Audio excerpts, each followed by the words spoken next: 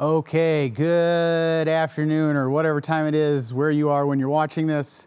Welcome back to the Land Commander Gulf War III update for March 29, 2026. I'm pretty sure today is day 31 of combined kinetic operations by Israel and the United States against Iran. And, I think we can just sum it up as we do pretty much every day. It is just getting spicier. The spice level is not going down. And one of the big takeaways for today is really that the United States is running out of targets in Iran, and the Iranians most certainly are not, and we'll talk about that more in a minute. I also want to be clear when I say that. I am talking about counter-force targets, military targets, the targets that the United States has predominantly been going after in this campaign. There are still plenty of strategic value targets, right? And by that I mean things like power plants, steel factories, dams, infrastructure that has value to the society as a whole. The idea of counter-force versus like counter-value targeting was and probably still is very big in nuclear war planning, as an aside. Anyway, I don't want anybody to think that there's nothing left to blow up at all that is of value, tactically, operationally, or even strategically in the nation of Iran. But the United States very much is running out of things to blow up that are, considered, normal military targets. Okay, so we'll get into that more in a second. I also want to add that I was incorrect. We did not start kicking off a big operation to reassert control of the Strait on Friday, as I predicted. However, the Tripoli is on station. It arrived. Well, CENTCOM announced that it arrived on Saturday. Maybe it arrived Friday. So it is in the CENTCOM 5th Fleet area of responsibility. And we'll talk about that more in a minute. But I was wrong on that. I didn't call it correct. And for the moment, we're still in a holding pattern on all that. In fact, Trump has kicked this can down to sometime in April, supposedly. At least that's what he said. That he won't do anything more time for whatever negotiations he thinks are going on or not to do something. But in the meantime, the Boxer Amphibious Ready Group is still in transit. The 82nd Airborne has been flowed in. There's discussions of additional ground forces being committed to the region. So I don't think that this is over anytime soon, and I will stand by my assertion in other videos that this is definitely going to be a long-term commitment of forces to the region beyond what we've been doing for a long time. Actually committing forces to actively and kinetically maintain presence and control over the Strait of Hormuz under the existing international regime. Western-led, US-led regime. Okay. Anyway, you can see some fun pictures up here. We got a destroyed, US command and control aircraft, some THAAD stuff blown up, stuff going all over Israel. Anyway, let's go ahead and move on. Oh, I do also want to add that the Iranians still maintain, once again, effective control over the Strait of Hormuz, which is not something they possessed prior to the commencement of this war. So again, Trump has really backed himself into a corner on this. The United States has to reassert its control over this. That's just how it is.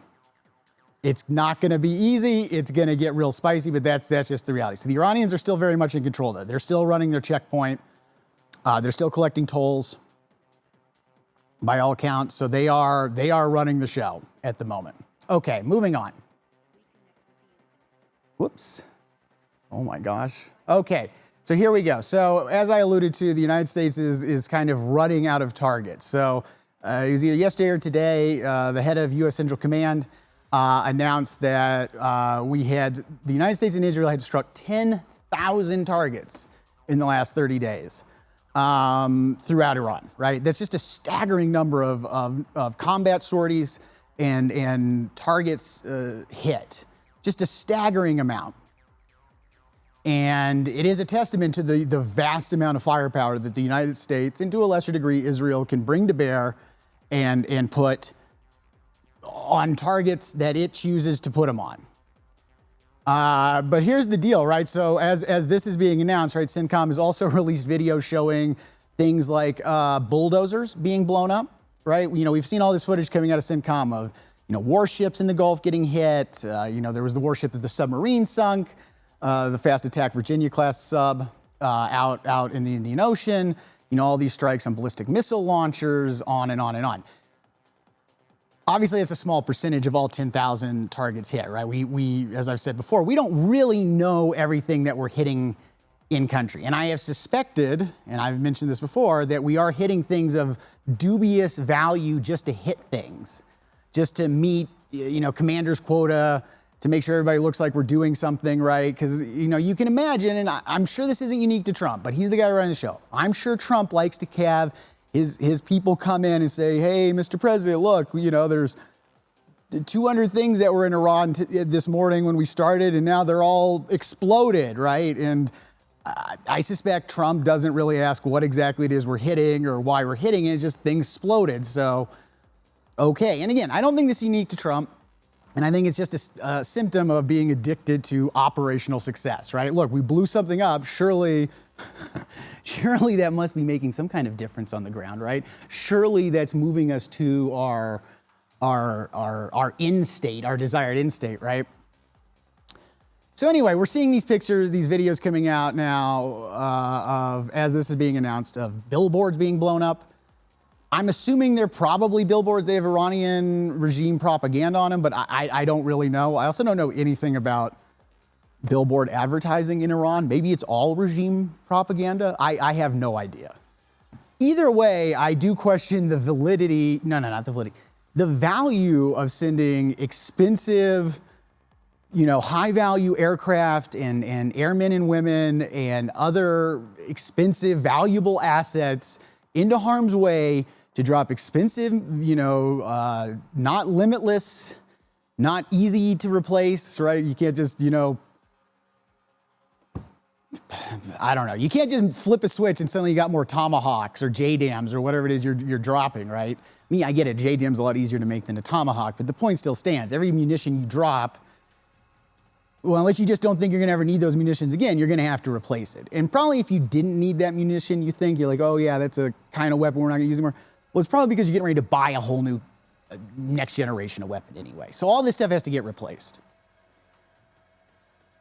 Bulldozers, right?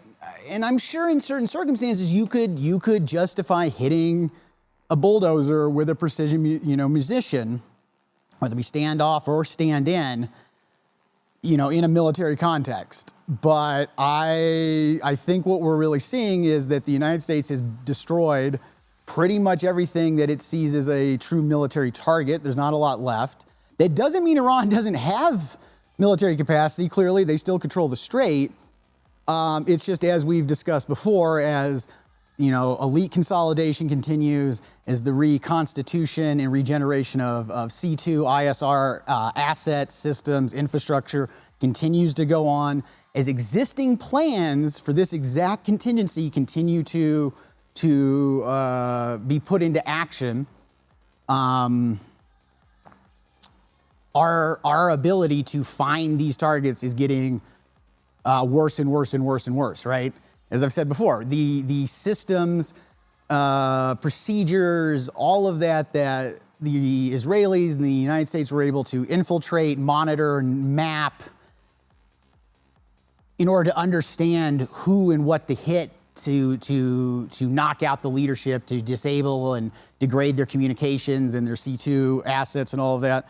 Well, all those systems have changed and adapted, of course, right? I mean, that's what happens in warfare, right? One side gets an advantage with a specific tactic or weapon or whatever, so the other side adapts, right? The enemy always gets a vote, which is actually a good lesson for life too, right? You don't have to just talk about an enemy, but, you know, life always gets a vote on whatever it is you're trying to do.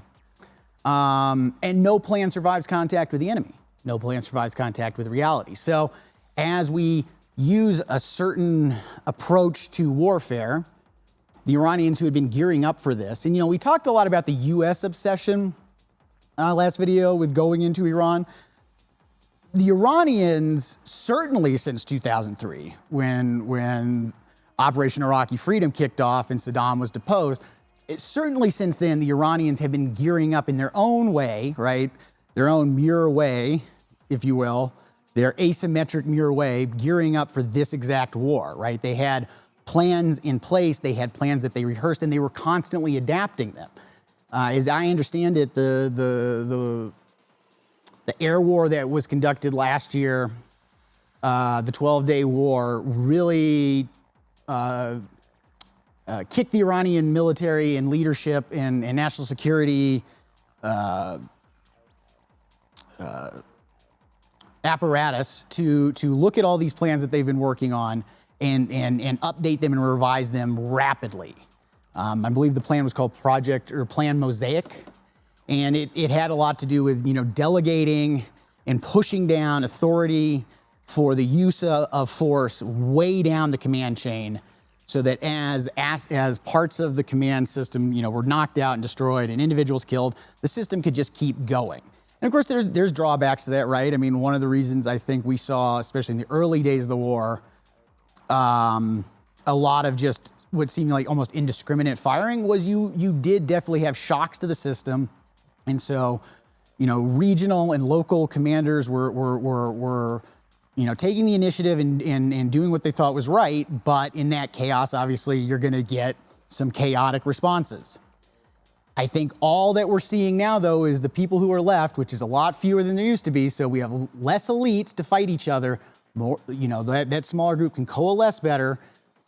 And all the other systems, people, and assets that support that and support the Iranians' ability to project power and, in this case, control the Strait, all of them have reconstituted, are continuing to reconstitute, regenerate, and become more adept, harder to identify, harder to counter. So the United States is now just blowing up bulldozers. Israel is definitely blowing up value targets for sure. In fact, I'm pretty sure it was just yesterday or 2 days ago, they blew up 2 steel factories in Iran, which then the Iranians retaliated by blowing up a couple of aluminum factories in GCC countries, right? So tit for tat, tit for tat. I continue to maintain that the Iranians have far more flexibility and depth to their ability to move up and down the escalation ladder right now. And that gives them a lot more maneuverability. It makes them a much more difficult adversary to counter, and it makes them far more lethal overall. Anyway, so the United States is running out of targets. We still don't control the Strait, but Iran is definitely not running out of targets. Yeah, here we go. So you can see, I'm sorry you can't see it the best, but I think you get the picture, right? This is just in the last 24 hours. Look at all the places that have been hit. Look at all the places that have been hit. There's been strikes in Iraq. There's been two places in Iraq have been hit for sure. We've had strikes in Kuwait. We've had strikes all throughout Israel. And here's the real spice of the episode. The Houthis have joined the fight, which we'll talk about a little bit more in a minute. But the Houthis, as you may recall, are an insurgent group in Yemen. They control a large chunk of Yemen. They have for some years. The Saudis fought a really poorly conceived, really poorly executed war against them back in I think it was 2016, 2017. It was just not a very good showing at all. The UAE participated too. They did a little better. Anyway, the Houthis have been doing their thing for a while. They've been able to hold a lot of territory in Yemen for a while. And as you all may recall, and the Houthis not that long ago really shut things down in the Red Sea in terms of movement of ships by doing basically the same thing the Iranians are doing now. And of course, which is to say they used limited kinetic actions to generate the perception that they could at will interdict. And in fact, the Houthis even did interdict a ship. There's this amazing video of them flying in on a helicopter and landing on the deck of a ship and storming out, like they're Navy SEALs or something, and taking the ship. The point is, just like with the Strait of Hormuz, now with the Iranians, the Houthis shut the Strait, the Bab al-Mandeb, which is a very narrow little choke point, just on the opposite side of the peninsula from the Strait of Hormuz. They were able to shut that down again, just with the perception that they could at will interdict or take out shipping. So there's been, and the Houthis' activity has really calmed down in recent times. They haven't been striking shipping. Cargo's been flowing again, not to the rates it was, but it has been flowing. And the question has been, are the Houthis, who have these deep ties to Iran, are they going to enter the fight? And if so, when? Now, I hadn't talked about this in any videos, but I was suspecting that the Houthis were not going to enter into the fight until it seemed like the big push to get the Strait open was about to kick off. Whether or not that's why the Houthis joined the fight this weekend, you know, with the arrival of the Tripoli, the 82nd Airborne coming and all that, I'm not 100% sure, but it would be good timing. And so what happened is the Houthis launched a couple of strikes up into Israel, basically letting the world know we're here, we still got weapons, and we're ready to get in on this fight. And we're going to talk about why that's really going to be a problem here in a minute, but just look at this map. This is one day of strikes by Iran. They are not running out of targets. Yeah, they're not launching the number of strikes, the number of munitions, right, that perhaps we are, the Israelis, or that they were in the opening days of the war. But as I've said again and again and again, the rate of fire isn't really the most important thing here. It is the precision of the fire, right? The Iranians are calling their targets, right? They hit these aluminum plants tit for tat. You know, Israel hits these steel plants, boom, we're going to hit these things. Iran has hit the nuclear sites again, right? So, you know, there's been missiles, ballistic missiles lobbed at the big nuclear facility in Natanz in Israel, right? There was a ballistic missile, or maybe it was a drone launched, I think, at an Israeli civilian nuclear reactor. The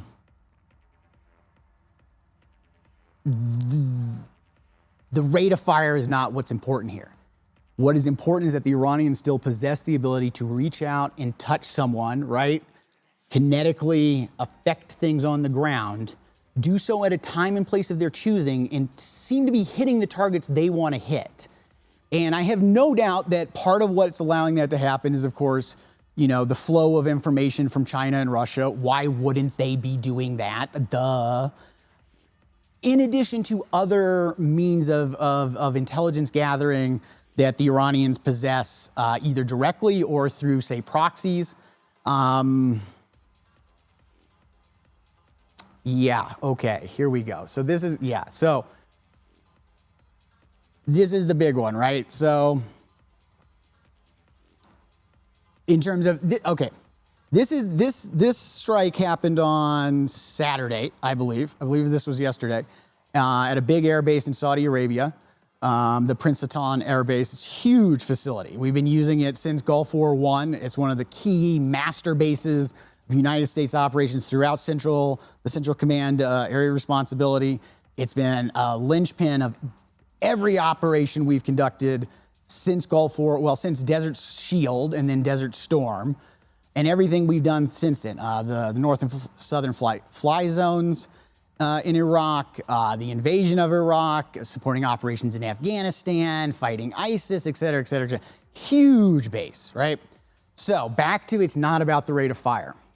The Iranians were able to strike this base. You can see the picture on, the left here, right? You can see a bunch of aircraft parked out in the open on the tarmac, right? You've got C-17s, you've got KC-135 refueling tankers, you've got a couple E-3 AWACS aircraft, high value, limited number assets, right? Refuelers are critical. And just keep in mind, we're already down, before this strike happened, we were already down 7 tankers, 1 completely gone, 6 out of the fight for an unknown period of time.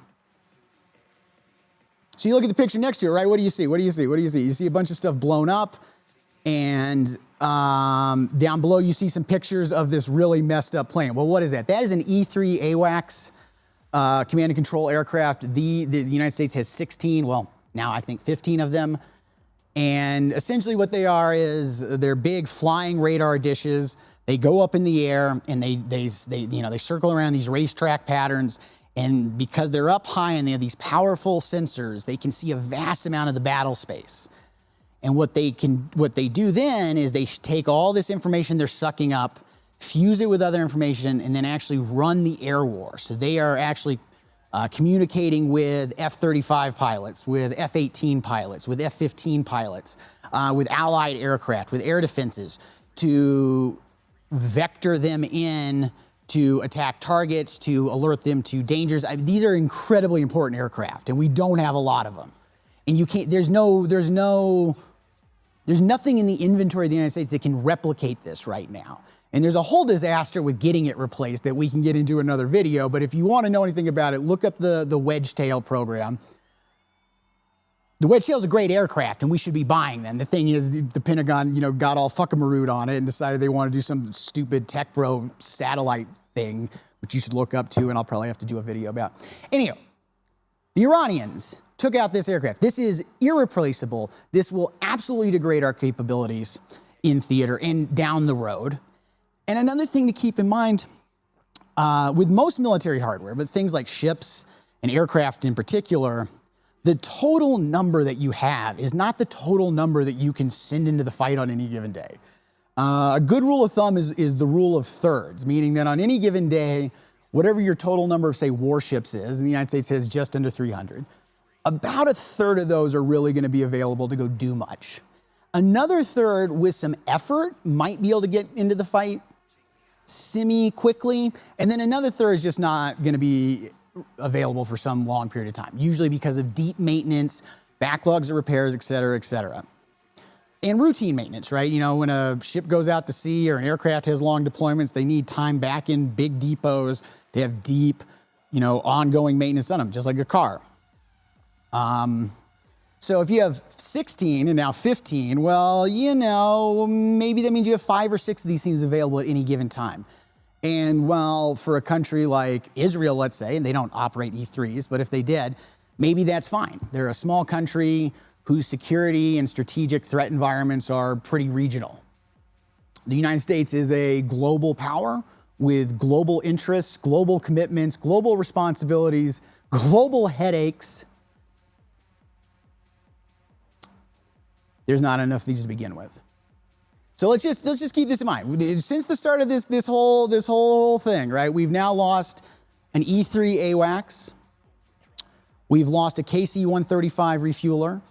We have 7 refuelers out of the fight for sure. There's also reports that refueling aircraft KC-135s were damaged in this strike, though I don't know how many or the severity, but at this point, 10% of the tanker fleet that we sent in for this war is out of the fight. 10%. We're out 3 F-15s due to the friendly fire incident that occurred early on in the conflict. 13 service members are dead. Over 200 are wounded, right? And that's not even counting the casualties on the Iranian side, both military and civilian. And that's not even counting all the casualties on, in friendly nations, the UAE, Saudi Arabia, Kuwait, et cetera. So, this laser, just never-ending focus that our good friend Pete Hegseth tells us about all the time, and how we have destroyed everything, apparently, just everything. And I guess there's some truth to that, because now we're blowing up billboards, but we didn't blow up everything we really needed to, and the reality is we really kind of can't. It's just not going to happen. So despite spending all these munitions, having all these lives affected and lost, despite throwing everything into fucking chaos, Iran still controls the Strait, and we're down more valuable assets that will not be, and even if we were going to replace them, even if we wanted to do it today, right? You can't just flip a switch and get a new AWACS in the air. So, and keeping with this theme of the precision and the effect that it's having on the battle space, the Iranian strikes. Less of them, more precise, more effect. Many U.S. personnel at all these bases throughout the region have been moved from their bases to rented office spaces, hotels, things like that, all throughout the region in an attempt to disperse them to keep them safe from these kinds of attacks. And of course, it does make you start to wonder that some of these attacks on hotels and other facilities like that might be more targeted than they seem, as in they may have good intelligence again, organically derived intelligence or from external actors like Russia and China about, oh, this office building, these 3 floors were just rented by the US Army and they just moved a bunch of people in there or whatever. The fact that we're having to do this and we're having to do it as the war is unfolding says that Iran is very much in the fight, and that despite years of warnings and years of being there with the Ukrainians, watching what they're going through, we really have not taken lessons learned and employed them about how to properly disperse forces, about how to protect aircraft, and this is a particularly egregious one. For years, every mill blogger on the YouTubes and wherever has said we need to start building hardened aircraft shelters at our big bases through the Indo-Pacific in particular, where, let's be clear, in a war with China, Iran's throwing a lot of missiles around, but boy, China's got a whole bunch more fucking missiles than Iran does. And wow, you think they're wouldn't just unleash on us in a conflict and do this, but even more so? And if we're already struggling to keep this rate of fire down, think what's going to happen in a region like the Pacific. Let's also remember that things like FPV drones and stuff like that can actually be pretty easily defeated by relatively simple structures. And seeing things like this, what is this? We've spent all these years mocking Russia for leaving strategic air assets out on the ground where drones could just fly up and go boom and blow them up. And here we are doing this in the war zone. And this airbase was hit several weeks ago, and it's still looking like this. I have no reason to think anybody who's serving right now in this zone is going to watch this, but if you are, I am deeply sorry that you are having to put your life on the line like this. This is embarrassing, and I cannot believe that the Pentagon just refuses, and they refuse to invest the money to build shelters that would have helped prevent some of this and will help prevent other attacks. It's not like this is over. Iran is not running out of targets. They got a lot of stuff that they are holding at risk and can strike, again, at their leisure. And if the Houthis are getting into it, well, yeah, they're really gonna, start hitting some stuff. Oh my gosh. Okay, so that's on, the back and forth between Iran and everybody else. In the meantime, the USS Tripoli and its amphibious ready group has arrived on station, as I said, bringing about 2,500 Marines, a slew of aerial assets, including Marine Corps F-35Bs, which have the short takeoff and vertical landing capacity, V-22 tilt-rotor Ospreys to ferry troops and machinery and equipment, long distances very rapidly and land them vertically in place, along with other helicopters and rotary wing assets. The Tripoli is accompanied by 2 other, I believe, San Antonio class landing helicopter docks. Those vessels do have well decks.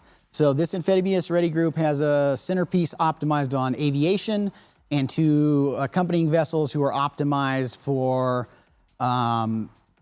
rotary wing and amphibious, as in putting troops in things like AAVs and sitting them out the back of the ship and riding in their tanks onto the beach and all that. So the Tripoli is here. I thought that would kick things off. It hasn't yet. I don't know exactly why things are holding off. It could be to allow more forces and equipment to flow into region. It could be that Trump really thinks he's negotiating something. It could be something else. I think unless there's a really compelling military reason, as in we just don't have what we need quite yet, according to the commanders on the ground and all of that.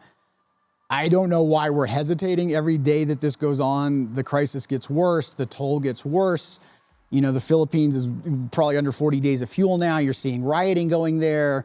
The UK is looking like they're having gas issues. The LNG issue, natural gas shortage is about to kick in all across the globe. 20% of the world's fertilizer is sitting on ships in the Gulf, right? So, 8 to 12 months from now, we're about to have food price shocks because a bunch of farmers can't plant because they don't have fertilizer or planting less, not to mention they're getting totally fucked by these high fuel prices. And this isn't going to go down and stop until we can shift the perception back to we're in charge. So we're going to see how this is all employed, but it's here. The Boxer's still coming. And yeah, you can't really see this as well, but I just kind of want to go back to how I think we're going to employ these forces. This is the Strait. This is the choke point. Iranian waters are up in here. This is the international zone. There's international waters that were designated a long time ago for ships to flow through so that no nation could attempt to charge tolls of $2 million a ship or something like that. I think we're going to use marine assets to interdict shipping, which again, just the fact that we're letting Iranian oil and shipping flow all over the place is absurd to me. I think we're using marines to interdict shipping, to force allied nations' coastlines, and really more specifically, get out into the Strait, out into the Gulf, and reinforce allied islands all through here. And I really think maybe even, I really think if we're gonna really go for this, seizing these islands up in here that were taken from the UAE back in the 70s, doing it under that guise, hopefully getting the UAE to come along with us. As I've mentioned, they have pretty good expeditionary warfare capacity, right? We're gonna go liberate these for the UAE and use those as points to project sea and air control into the Gulf, into the Strait, essentially try to hold each other's tankers at hostage or at risk. And also then, if we can create the right conditions, allow shipping to flow through on our terms, not the Iranian terms. I think even just having the physical presence out in the Gulf like that, right? Knowing that the Marines are there and could come help, knowing that the Navy is there, in theater, right there, not sitting out in the Arabian Sea on the other side, right? Not sitting way out here, but actually, way out here, Actually, they're actually able to help. So that's how I think we're going to use them. We're going to see. There's a lot of talk about sending them into Iran proper to go secure the nuclear sites and material. I think that is at best just speculation. I think more likely it might be kind of like the Karg Island thing, and my suspicions there that it's a disinformation campaign. Because if you look at and think about what it would take to actually go to these nuclear sites, secure them long enough for specialists and crews to dig in and find this stuff and extract it, assuming the material is even where we think it is, which is pretty unlikely, it would be, I don't think we could do it with what we have currently. I mean, I've read estimates that just to hold the site for the security side, you need 2,500 soldiers on the ground just for security, not to mention the forces you would need there to do the actual digging and recovery of this stuff. You'd have to have equipment to handle that. I don't think that's what we're doing. I think it's insane, and I think if we do it, what we're gonna have is a lot of dead American servicemen. We might even have a repeat of the Iran hostage embassy taking, except this time it'll be a bunch of, U.S. Marine and Green Beret that are hostages in Tehran. Not to say that my island idea isn't full of risk. Of course it's full of risk, but we've gone beyond, we can't do this risk-free. So this seems like the best hybrid between risk and reward that we've got available to us. Okay, so yeah, we got the Tripoli here. Here we go. We were talking about the Houthis, right? They've begun their strikes. Now they hit Israel. They didn't hit shipping yet, and I think that's very deliberate. While they know they can stop shipping, why go for it now? Hold off a little bit. Again, keep your ability to move up and down that escalation ladder as open and as free as possible. Keep your freedom of maneuver as great as possible. Don't be like Pete Hegseth and get yourself boxed in because you're too busy, 2 days before the war kicks off making videos about, the Boy Scouts of America and how DEI ruined them. And I guess that's a national security crisis. You know who didn't make videos like that? Goddamn fucking Don Rumsfeld. Okay, sorry, I get a little worked up about some of this. My Cal friends know. This, if you look over at this map, you can see why the Houthis are able to do what they're able to do, right? Why they're able to shut down shipping. There's a tiny, tiny little gap in the ocean. And with not too much force, they can shut down shipping. This is the third, I think, most important choke point for maritime shipping in the world. I think it's the Strait of Hormuz, the Strait of Malacca, out by Singapore, and then this. And the other thing that's a real kicker here is the Saudis have a pipeline that runs east to west that they built precisely because of this kind of scenario to move oil, from the Gulf side to the Red Sea side. And there's an oil export terminal there that is now moving, oil out of the Gulf The deal is the pipeline, I think, can have 5 or 6 million gallons per day of capacity. The export terminal is limited to 2. But the bigger thing for this picture is that the Houthis are well within missile distance of that terminal. So, you know, a couple of good missile and drone strikes, and you've just destroyed the whole terminal, right? And the only other way that Gulf oil is really getting out in any quantity would be taken off the table. And just the threat of it is probably going to get tankers to not want to go there, because the Houthis can get anywhere they want up and down the Red Sea and out into this out south of the Arabian Peninsula. So we're seeing another actor enter the fight kinetically. This player has a lot of ability to really inflict some pain, because if they shut the Red Sea down while the Strait of Hormuz is under Iranian control, the global economy is going to seize up like crazy. There's only so many ways you can move ships around the world before it gets way too difficult to keep up with demand. And there are only so many resources you can get from so many places, right? This is, you know, everything is getting messed up. Helium supplies, helium. I think like a third of the world's helium comes out of the Persian Gulf. A lot of it comes from the Qatari liquefied natural gas refrigeration facilities. It's a byproduct of that. They refrigerate it also and ship it all over the world. Helium is used in satellites, precision munitions, MRI machines. I'm always telling people, I've said this for years, don't get helium balloons for your birthdays. It's a waste of an incredibly precious resource. This is a total mess. And if the Houthis go for the jugular, the other jugular, it's going to be a real clusterfuck. And I think this is a big part of why the Ford, which is still up in Soda Bay, undergoing repairs for the laundry fire incident, is likely going to be just retasked right down to the Red Sea, or maybe just north of the Suez Canal, to provide defense for Israel, you know, because they're so defenseless, and just such good, useful, helpful team players right now, especially. Yeah. To help protect Israel, and then also, probably even more importantly, really, I mean, or is more importantly, to try to deter and, if need be, intercept strikes coming out of Houthi-held territory, and potentially even launch strikes against Houthi targets. Though we did a bunch of that under Biden and Trump, and it didn't really end the Houthis. And yeah, anyway, the Houthis have plenty of capacity still left. They have not been degraded nearly as much as you would hope, considering how much munitions we dropped on them. And just like Iran, these decentralized opponents who are optimized for asymmetric warfare are just very difficult to counter with Tomahawk land attack missiles and, you know, JASSM missiles off of B-52s. It just is.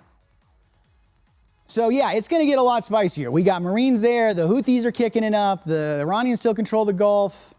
And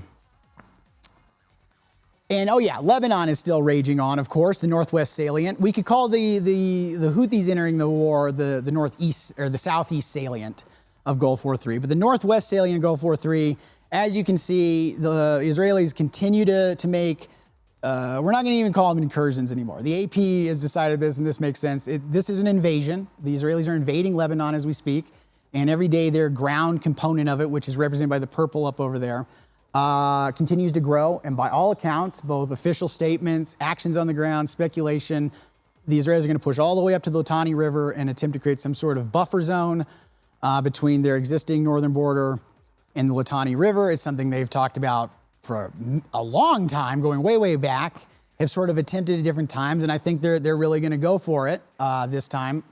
We'll see how that works out for them. Yeah, well over 1 million Lebanese displaced.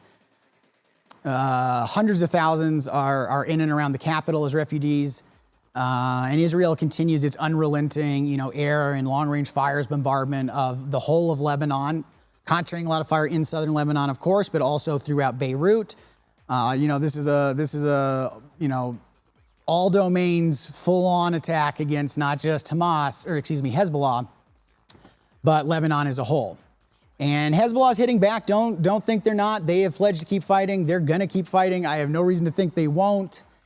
And, you know, at this point, everybody who lives in this region pretty much lives with daily and nightly air raid sirens, running to bunkers. This is true in Israel. This is true in Lebanon. This is true in Iraq. This is just true everywhere. So,